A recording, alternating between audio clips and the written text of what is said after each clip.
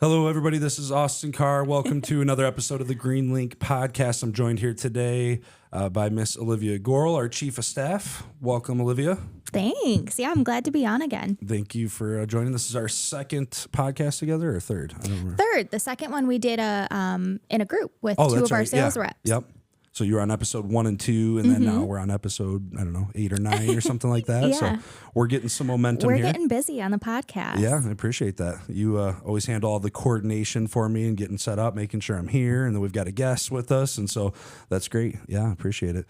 So you've been working recently on some kind of behind-the-scenes software and processes, and I'm interested to chat a little bit about that today, share that with some of our viewers, just to see what it takes. Obviously, the field guys, they get a lot of, credit for what they're doing out on the jobs. Obviously, they're the boots on the ground.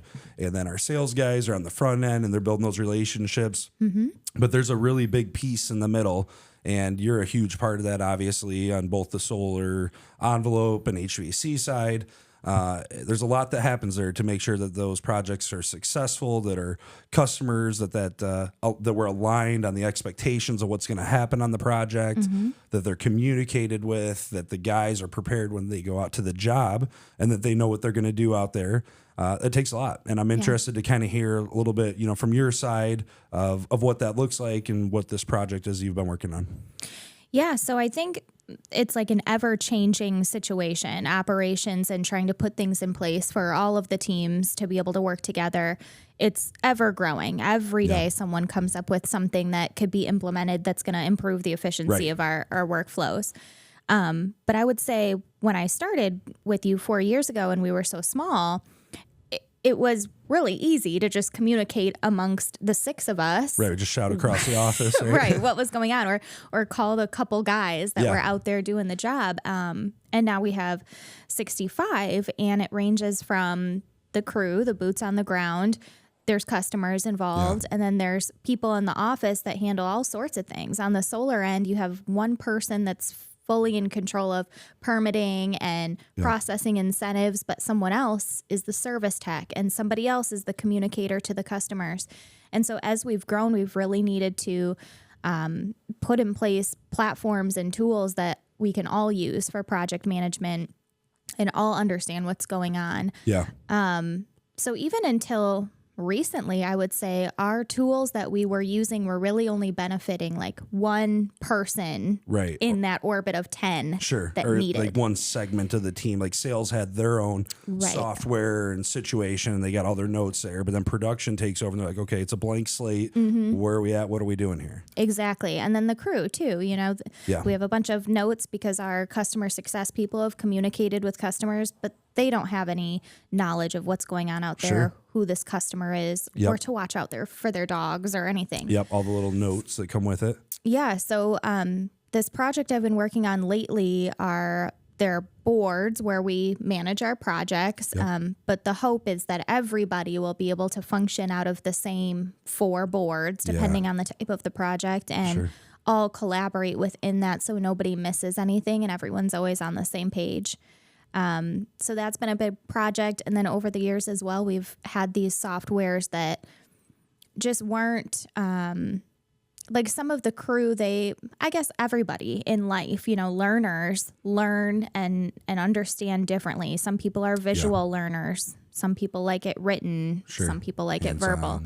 So it's been kind of a mission to figure out what works best for everybody. So the crew, they've been working off something that they have to read paragraphs on paragraphs about how to get this job done. Of words that they're dissecting and trying to understand. Right. And it's complicated when you're going into a project that has a lot of facets and nuances to it, because all of this is custom. It's not cookie cutter like, hey, you got a 8 foot by 10 foot, cabinet that you're setting in here. Yeah. They're all different. They all have different perspectives and needs and goals and end outcomes that we're going for. Yeah. So that's really been another big part of the project, is just figuring out how we can relay information to the field better too. So they're not standing out there reading paragraphs. Maybe they can look at pictures or whatever. Yeah. And I think that's really important. And it's difficult as we've grown with 65 people, because everything does work different for everybody. For sure. And you can only get around to everybody so quickly to figure out where they're lacking or what they're lacking and how to help them. And that might affect somebody else. So the operations team and those roles are really important and a big deal because they're really trying to make everybody's lives easier. Yeah. And I think about that too, like the evolutions of our SOP, standard operating procedures, and the systems of how, what we're using to track this data has changed often. And it's because we got it set up and we were good for this size of a company. And 6 months later, we're like, oh man, we broke that. It's time for something new. And then we're rebuilding, taking all the things we've learned, taking the good, getting rid of the bad, and rebuilding. That's really what you're doing right now with, this whole envelope project management and all the boards that are tied to that. And, one of the unique things too, is it's not just the different customers, but it's the different programs and the different divisions of Greenlink that might be in that job as well. Yeah. So there's lots of dimensions to what you're doing as you're building out these boards and as we're trying to align all the different folks that are involved. That's a really good point. It's been so hard for us to, we say, streamline because we have so many divisions that are part of so many different programs. There's different incentives and different types of customers and different types of properties. It's been so hard to streamline as best we try to. Even today, we were working on those boards, Amber and I, one of our project success people, and we're looking at just the language that we use, like the titles on things. And I'm saying, I want the group to be titled this. And she's like, well, that's not the language that's used in this particular program. So as much as we try to streamline, we have a really wide group of things we're working with. What the HVAC guys are calling this thing versus the envelope guys versus the customer success, and then the programs, and they've got their lingo, and so it can definitely be quite a challenge. So we talk about some of those different programs, and maybe we'll see how deep we get into this, but I think it's worth noting, how the HVAC division and the envelope division, for example, I mean they're really close together on these projects that they're doing. And, we look at like the retrofit program, which I actually just found out yesterday, by the way. I'll share this right now. Heat pumps can potentially be approved and ran through the retrofit program, which I did not know. Wow. They won't do fuel switch. So if it's a gas furnace, you're sticking with gas, even if they're going to get a new furnace. But if they have electric resistance baseboard heat or something to that effect, they want us to be looking for those opportunities for the customers to do a heat pump install. So I think that's a really big deal. And these programs, when I talk about this, these are entirely funded through the utility companies, ComEd and NICOR. A lot of them are joint programs. Some of them are independent. But these programs, in a lot of cases, are 100% covered for the customers based on average median income, where they fall on that scale qualification. Sometimes it's geography, where you're located, and then whether you're a single family or a multifamily, whether you're a tenant versus a homeowner. There's all kinds of different avenues you might take to get to that final destination. And then obviously we come in at that point, start to do our assessment and put together what we think would be the maximum value we can add to that customer for the lowest, if any, out-of-pocket cost. Yeah.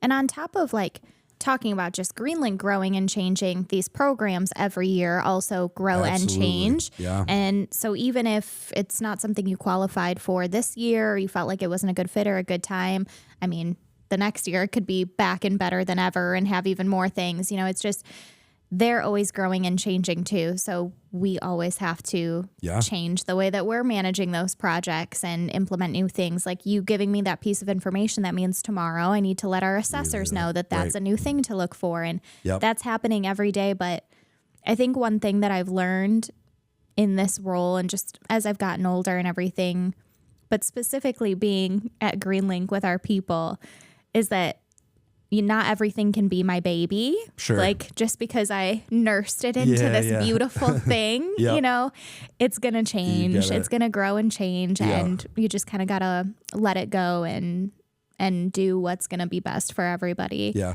Would you say that's been one of the biggest challenges for you as you've grown in your role at Greenlink? Because you were at one point, as was I at one point, you controlled all the things, right? And then, another person, another program. And then eventually, you just had to start letting that go. And because you do so well at the things you set your mind to, it seems like, that letting go can be difficult. How you deal with that, and how do you ensure that it's successful while still having that peace of mind to hand it off to somebody else? Well, Amber will tell you still every day. I send her a message that says something like, make sure you do X, Y, Z. And she's like, Olivia, I've literally been doing this role for 2 years. Yeah.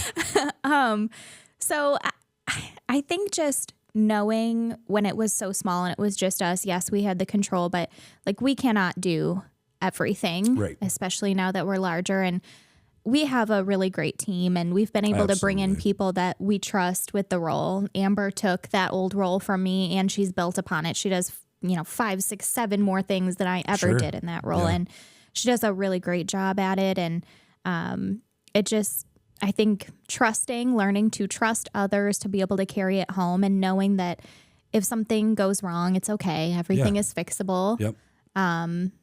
And just that change is going to happen. I think that's important. Ben and I talked about that in our last episode, about, sometimes things are going to go wrong and we have to be okay with that. But we try, everybody cares so much because we have such a great team and a great culture, that, everybody's going for perfection. Yeah. And sometimes that can cause friction and stress that maybe even is unnecessary. Yeah. Because we're all fighting that fight to try to get to perfection. And that's a hard thing to do. And you fall a little short sometimes. And then ultimately, and you do a great job with this. If we have a mistake on a job, I don't know, maybe, some painting falls down and gets broken. I don't know. We talk to the customer and let them know, that we apologize, and we try to treat everything with respect as if it was our own, but it's construction and it's difficult. But we've always make it right with the customers and landed that spot where they're happy. And I think that's a really big deal. And I don't even try to hide from that. I think it's important to talk to a customer and let them know. Yeah. There could be hiccups on a job because it's the way the world works. That's what we would want if someone was doing work in our home. If you make a mistake, it's probably okay. Just let me know and fix it. Yeah. Let's get to the place where we're all happy. And if somebody came into the house, into your home, was like, oh, everything's gonna be perfect, there'll never be an issue. That's alarming, and you're probably talking to a scam artist because that's just not how it's gonna happen. So yeah. And I think it's personalities too. Everybody has a different way about them, getting worked up about things that other people would think were small and solvable. Right. We have a lot of personalities because we have a lot of people. For sure. Yep. That makes me think of sometimes like my hyper fixation on like the most random thing, this weird little part of the process. And it could be, at midnight or some random time, and I'm like drafting this email about how we got to fix this super critical thing that's really probably not that already big a deal. In place, right? Or that too. Something's already handled. Yeah, sometimes I'm a step behind you guys there, and I'm happy with that. Actually, I'm like, okay, cool, this is great, and that goes to speak to the team, like you were saying too, just the amazing team, and like trying to blend that all together. The personalities and the different styles can be a challenge, to say the least. But it also, I think, is a strength, right? If we had a team full of the exact same person, even if it was you or me or Brian or whoever, some of our, higher level people, that probably wouldn't be the best scenario, right? You need that diversity and the people to mesh it together and make it work. I think, my sports analogies, right? Like the Bulls and their dynasty, they had the different types. They had Rodman with his crazy hair and antics and all the different folks on there. So that's a big deal. What are some of the things that you do? And I don't know what your answer will be. I'd be curious to hear. But like, how do you work around that? Like, how do you work with the different personalities to try to shepherd everybody into that unification and success on tasks? It takes a lot of patience. Patience, yes. For I think sure. that's the answer right there. Yeah. Just a lot of patience, and sometimes telling people like, please wait. Yeah. Like I play that mediator role a lot. Sure. So people always say like, oh, Olivia, you have your master's in social work now. What are you going to do with that? And I'm like, I literally use it every day of my life. For sure. That degree is actually probably more helpful even at Greenlink sometimes than my other one is. But I play the mediator a lot, and sometimes it's about just saying, okay, please wait. Like, let me go talk to the other person. And I feel like you're both saying the same thing. You're just not. That's very interesting. And making the connections between what 2 or 3 or 5 people are trying to do. Yeah. It's just being patient and drawing those similarities. Yeah, I think being able to like step back and zoom out sometimes. Like there was an email exchange today that was like in this vein where maybe they were trying to go in the same direction or get to that same outcome, but not quite understanding each other. Maybe didn't entirely read a message or whatever the case is.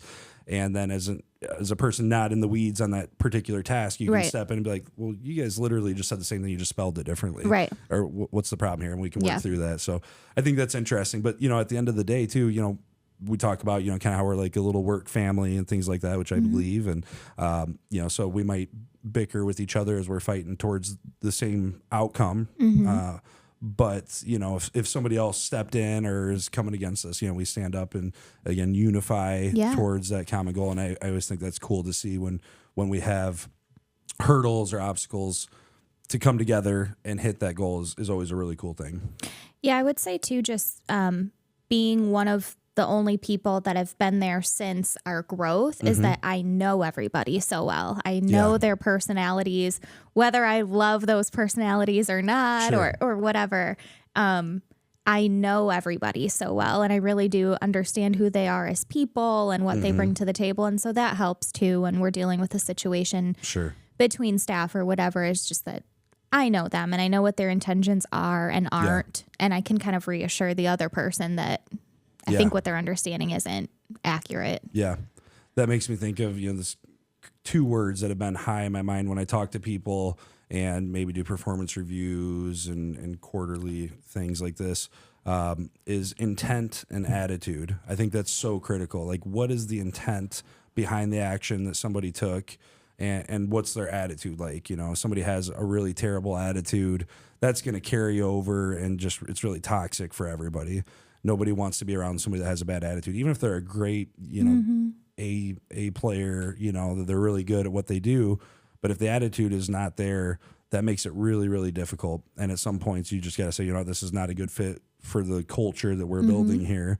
And then obviously you have intent. Maybe they got a great attitude, but they don't have the intent to be successful or to do things at a high level. And then that's also not a fit at that point either. Yeah, hold a baton and carry it forward with a positive attitude. Yeah, for sure. And I don't think we're saying like you have to be peppy all the time, but just no, not at all. It can get difficult because there's so many of us and we're doing so many things that if there's an ounce of discomfort, that can really like throw a wrench in the day. Yeah. And nobody can move forward. So you can add great value and maybe you're super knowledgeable, but if your team doesn't trust you or, trust is a big thing for sure. And we've seen that, where we've had guys that, their teams didn't have that confidence or trust in them. And at that point, you gotta say, hey, this is not going to be a good fit long term. Again, I think the culture is so important. Early on, I would hear words like that, like the culture is so important. What does this mean? And I was like, it seemed a little fluffy for me. I know. I remember that. I remember when we were getting into culture and the fluff for you. Yeah. But I've definitely am a big supporter and advocate now and realize that it is almost everything. Like you can't go in and have this negative energy and bad culture. I'm not saying we're perfect, but we're trying. It's on our radar. We talk about it. We work towards it. It's not a word that's going to be new to anybody on our team. We say it all the time. And so I think that's important to buy in on that. And then, the core values and behaviors that we worked on a couple years ago or a year ago, whenever that was. I think we've kind of fell off with highlighting that as much as we had hoped. I think there's one that sticks out, and you just referenced it. The sticky baton. Sticky baton, we call it. And that's just really saying, hey, work with your teammates here. If there's a task that needs done or there's a handoff going from sales to pre-production, like you got to, you can't just say, okay, cool, I'm out. That would not be a handoff of the baton. Right. It's your responsibility to get it to the next person, make sure everybody's aligned and understands and have all of the information, and then they go forward and, pass it on down from there. And to know that you're the one that's supposed to be holding the baton, That's taking important. the initiative and knowing what your responsibility is. Yep. If it's your responsibility to hold it and get it to its next place, then yeah. I think that's been a struggle. Everybody tries so hard with carrying something forward, but it's like knowing when to come in. And I think that has a lot to do with how much we have changed. Sure. Every week, every month, every year, something is changing. Absolutely. And so I think sometimes our staff have a hard time knowing when it's their time to hold on. Yeah. So that's a lot of the work that's going into ops right now too. Sure. What are some of the other core values that we came up with that come to your mind? You got the sticky baton, Solution focused. solution focus. That's a good one. It's in the name, so that makes sense. It's appropriate. You get somebody that's like, hey, always pointing out the problems. I can't do this, and here's why, and here's why. Well, we get it. Nobody said it's like super easy. Let's think about it. Let's strategize. That kind of goes to that 1-3-1. I was just going to say that. You got the one problem. Yep. Here's 3 solutions. 3 potential solutions. And here's the decision that we're going to go with. Or here's my one that I think is the best of the 3. Yeah, that's right. Yeah. Yeah, I like that. So a problem, 3 solutions, and your suggestion. And then you go forward, make a decision and go forward from there. I think the behaviors, like I'm glad when we did that project that we didn't just come up with values that the company should live by, that we actually like charted out 5 to 10 behaviors that represent that value. Right.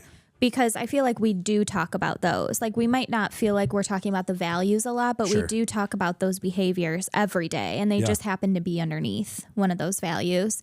I'm really happy that we did those. Yeah, I think it was a really good exercise to do. And when you think of like values, behaviors, and mission statements and things like that for companies, you could just, I think probably more often than not, and this is what I would have done years ago, just like pull something cool that looks really good off Google and like print it off and like, this is our thing now. But the way that we went about that exercise, we had the whole team in the room, and what did she do? She wrote down all kinds of behaviors, right? There was like 100 or all types of like values, like things that were important to you as a person, right? Yeah. And then from that, everybody was tallying up I think they had 5 tallies to give or something like that. Yeah. And they'd walk around to the Post-it notes and say, this is important to me. This is important to me. This one's not as in my top 5, but this one is. And then at the end, we put that all together and we ran the data and saw what was most important to the team as a whole. And then from there, we started to build off of that. And I think that was really great. Yeah, that's what made that project cool or makes our values and behaviors cool is that we created it. Right. Our group did. We didn't just pull it out of thin air. It's all things that are important to us. And we even did like follow-up activities after that. Like the ops team would go with that coach and we would talk about issues that we run into very often. And that helped us create those behaviors underneath those values. So yeah, that was a good project. I think that's important too. Like you just said, we brought in a coach for that or consultant. And I think that's been a big part of our evolution, over the last couple of years too, where we're working with these outside resources, somebody that specializes. I don't remember what was her specialty in like what was director of humans or something like this. So what was she? it was an interesting name. I can't remember what it was, but it was some unique title that I was not familiar with. But the way she came in, she took us down this journey and then the end outcome. And then we've done the same thing on the solar side and the HVAC side, all different elements of the business. And I think it's a great investment and overall helps build morale and improve culture when it's all said and done. Yeah, I think you can't grow without bringing in the outside world. Right. Yeah. Oh, we only know what we know too. I mean, that's something I talk about a lot. Like we just have our experiences, maybe some things we've read and seen online too. And that's what we've got to work with. Yeah. And obviously with 65 people, that's a ton of information and that's great, but why not compound and force multiply by adding on these other folks? And it's helped us tremendously, as we've gotten into some of our bigger projects with RU and some of our large, we're looking at our first large scale energy storage system. We're gonna be looking at Tesla Megapack. And a lot of that has to do with those outside relationships that we've built, learning, understanding it, and then bringing it to market. And, from what I understand in this particular situation with this Tesla Megapack, there's only 12 of these systems installed, not the Tesla Megapack, but the configuration and the way we're going to use it. There's very few of these systems installed in the world. Wow. And so that'll be really cool. That project's going to be in Loves Park and it'll be the first certainly in the state line area. So yeah, that'll be really cool. That's really cool. That's the first you're hearing of that? Yeah. Yeah, it's really cool. I'm excited about that. Just left that meeting before I got here. So that's very cool. Yeah. I'm glad you're on board with the whole culture thing because I really, over the years, I can tell I'm just one of those like intuitive people. I can tell the moment I meet somebody whether it's going to be a good fit or if it's going to cause chaos. Yeah. And I think now that we've grown, it's just so important to pay attention to that. I think from my younger years and the way I grew up and like being in the military, like that was not. Just be quiet and do your thing. You know, that was the way that I kind of grew up as a young man. And so as I got into Greenlink, I was never like real like iron fist like that. But I certainly wasn't like in tune emotionally and what I say fluffy and things like that. But as I've matured and grown, I'm like, okay, yeah, these things are real. They're important. And that's what we need to do. So. Yeah. I know that over the course of the years, I've always noticed things about you and your leadership that like you can tell which things come from being in the military and which things have just come with your growth and your staff growing. Yeah. It's a journey for sure. It's a journey. You and Chandler did a podcast together, and he brought up the fact that like there's so many trades that are known, being a plumber, being a roofer, being an electrician, but point. Being a building science or a building envelope technician or the building science industry as a whole just isn't as recognized. And it's really so important. And it's interesting because a lot of those technicians can do 2 or more of those trades. Yeah, certainly. Because those are all things that go into making your home more comfortable and efficient. So absolutely. I was actually talking to one of the programs yesterday and was sharing our thoughts on that in that call and said, hey, we look at this and we see, we don't, even our envelope crew, they're not insulators, they're weatherization technicians or building envelope technicians. That's what they are. Yeah. And that has a lot more to do than just stuffing insulation in a wall. That's not what we're about. Whereas you think about a plumber, journeyman plumber, journeyman electrician, journeyman HVAC technician, those guys, the pay scale that they're at and the recognition that goes towards those trades, where in this newer industry that's evolving and growing, that recognition and even frankly the pay that goes with that is not on par with that. And as Chandler and I were talking today, some of these projects like through the IWAT program, Illinois Weatherization Assistance Program, I think it's federally funded.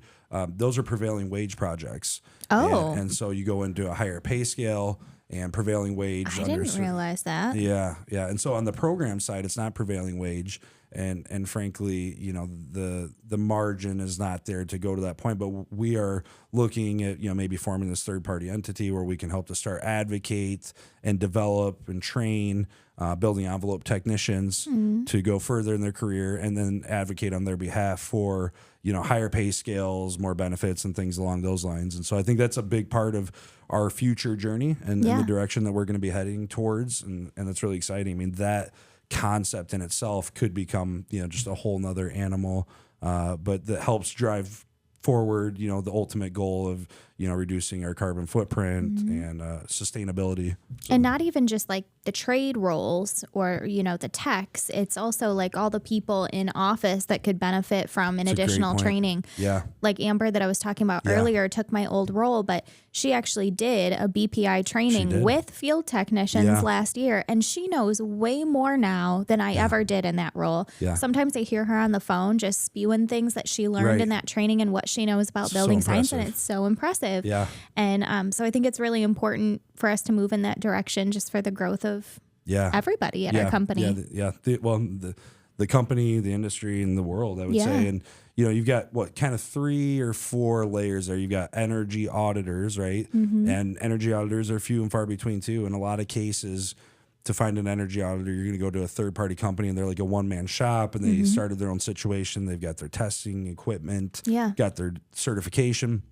But to try to hire an energy auditor is very difficult. They're just not around. We've gotten extremely lucky then. We have been a lovely unicorn on our team. Yeah, for Barb, she's fantastic. She is. Like, not only is she an energy auditor, like going out there and collecting the data, but she's also so great at tearing it down and building it back up into something beautiful. Yeah, her level of detail when she goes through these is far beyond, the way my brain operates. I would never have gotten as granular as she does when she starts to map these things out. And she also has her master's degree in like architectural something or another, right? Yeah. Yeah. That's impressive background. And then Tyler coming over, he was in the IWAT program and had gone through and got his, I think, 8 or 12 week certification, and he's on board. But, it's a long learning curve. Barb comes with, a decade or 2 of experience. Whereas Tyler, he's gone through and got the certification, but the continuing education, the hands-on, on the job training, that all has to just come with time and experience to build up to that level. You're not going to go through, a couple months or even 6 months of training and come out like Barb. That doesn't happen. But even after, all of Barb's experience, it was still a learning curve for her to come into Greenlink and figure out how she was going to make her expertise fit what our model is. Yeah. And she's so open, so is Tyler, so open to change. We've been talking about change this whole episode and the way we change things. And she's been so open to that and willing to do whatever's needed to support whatever group at the time, whether it's the field or the office or the customer. Yeah, that's a great point. I mean, her willingness and a lot of the team members' willingness to evolve is so important, because I think, you know, when she came in, and this applies to pretty much everybody else, but when she came in, the way we were doing it and what it was then versus now, and now she's got more responsibility and pressure to try to make these jobs work in a way that's most efficient for the guys, not only just diagnosing, troubleshooting, and creating a scope of work for this job, but then getting that, like we said, to the guys so that they can have a successful project. Because it's not one size fits all. It's not just, hey, make this wall better, more insulator, hey, tighten up this house, where, how, what products, what's the application. That's all really important stuff. Absolutely. So outside of, you know, what we're talking about with, you know, this kind of advocacy group, I guess I'll call it, and training, you know, some of the other things that we hope to do at Greenlink, what are some of the things that you would like to see done there? I obviously have all kinds of things in my head, but I'm curious, like, what are some of the important things for you, and what initiatives would you drive forward on? I definitely want to see us move into another space or expand our space. We have so many people now, and we're starting to get to a place where some of those people are going to have to be remote. But I just feel like we work so much better together when we're in person. And we're running out of space. So that's something that I'd like to see, especially because I don't think you expected that we were going to grow this quickly. And, you know, the space that we started with, we did a nice little build out, but then as other areas in our building were becoming available, we're picking them up, but they still weren't ideal for the people that needed to work in there. You know, we have a space where there's 6 people and they all need to be on the phone at different times. They're talking over each other. But in other areas, it's good. Those 6 or 7 people do need to be able to speak to each other in an open room, and it works in some places and it doesn't in others. So I would like to see us move to a place that we can customize to best fit everybody that we need. Yeah. To be able to build a facility that was optimally designed for, you know, for the office side. Haven't put a ton of thought into what that would look like. I know there would be, you know, kind of like bullpen open conference areas, but then you'd have, you know, your different offices all around that.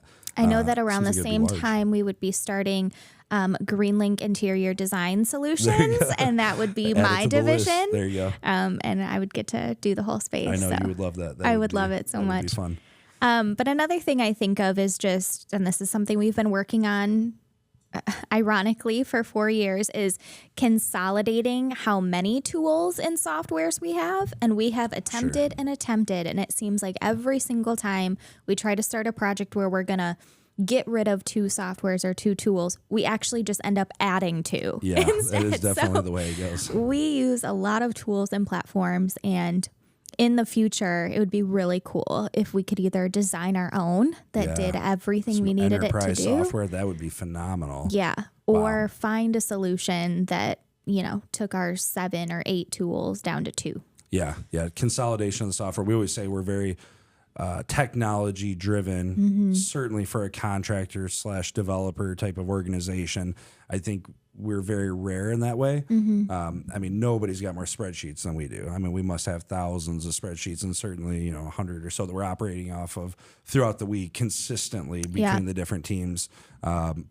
Good and bad, right? And there are pros and cons there. You know, we got data that we can analyze and understand and tracking things, but then at the same point, at some point it's just way too much. And you weren't even talking about spreadsheets. I mean, that's a whole nother thing, a whole off to nother the side, world, out to, you know, all the different platforms that we use. But yeah, I mean, I think it's a double-edged sword. A lot of good comes with that, but then at the same time, a lot of frustration. And how many softwares have we signed up for? I can think of one recently that I don't even talk about too much, but I thought it was the solution and ended up not being the solution and cost us a chunk of money to get away from that. And it could have been the solution. We just didn't have the manpower or the resources to like see if we could really make that happen for us. And that was really the downfall there, which was my third thing that I was going to say is I really and looking forward to a future where the ops team is a little bit bigger. Right. You know, right now there's me and HR and AJ doing policy and everything. It's just, we could use a couple more helpers for little things like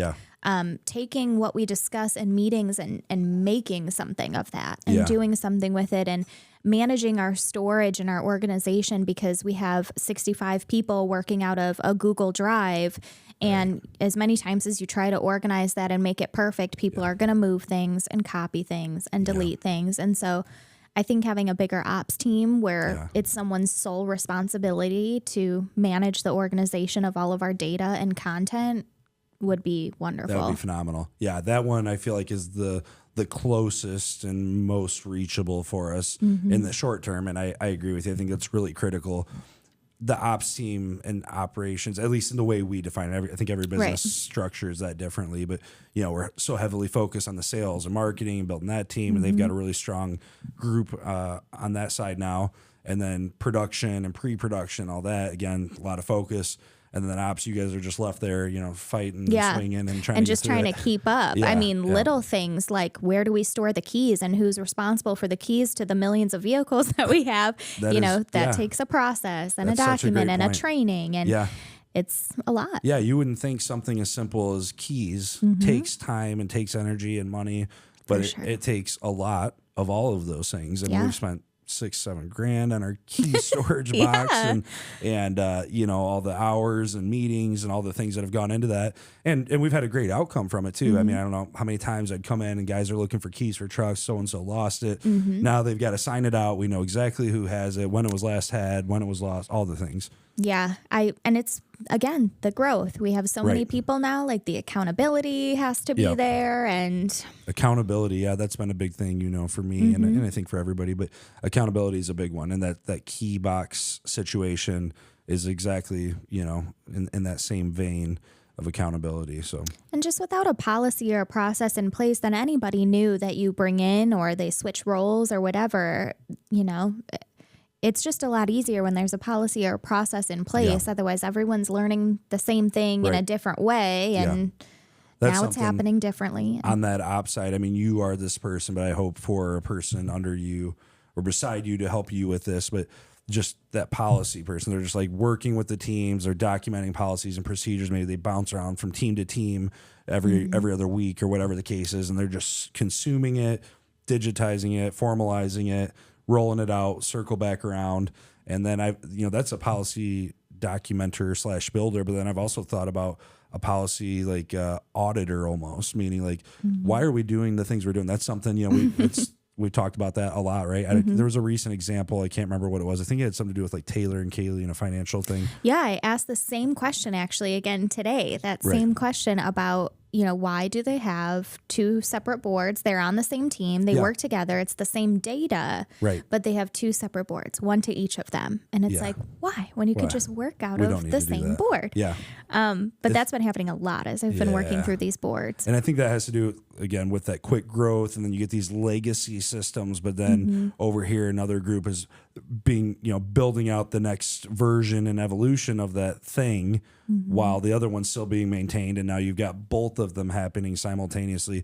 There must be, I don't know what it would be, like percentage wise of efficiencies and time that can be gained by, if we could just snap our fingers and all that was perfect. I don't know what that'd probably be 20%, 30% improvement in our efficiencies and time management. Yeah. So, and we're combing through it and just going through it as we, day by day. That's all we can do. And I think we do a good job. You do a great job with that for sure. So, yeah, I used to think back in the day when it was just us couple, we were smaller, that like, everything was the end of the world. Like every day felt like so stressful. And I don't know why now with 65 people and all these processes and everything, it doesn't feel as stressful. You'd think it would feel more stressful, but I think it's just we've gotten to a point where we have a lot of support. Yeah, having a lot of support, having those strong team members.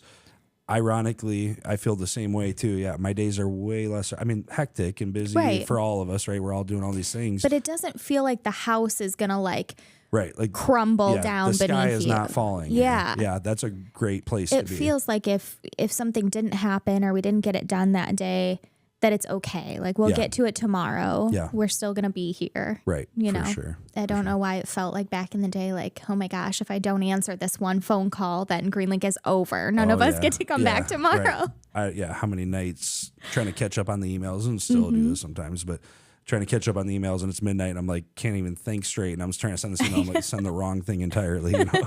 So, and we've done that too. But, well, I appreciate the chat today. This was good to, you know, I think for folks that are interested to get a little more insight and a little bit of a sneak peek into, you know, the minds of Greenlink and the hearts of Greenlink. Yeah. I think it's pretty cool for folks to see that. So Yeah, me too. appreciate you joining. Yeah.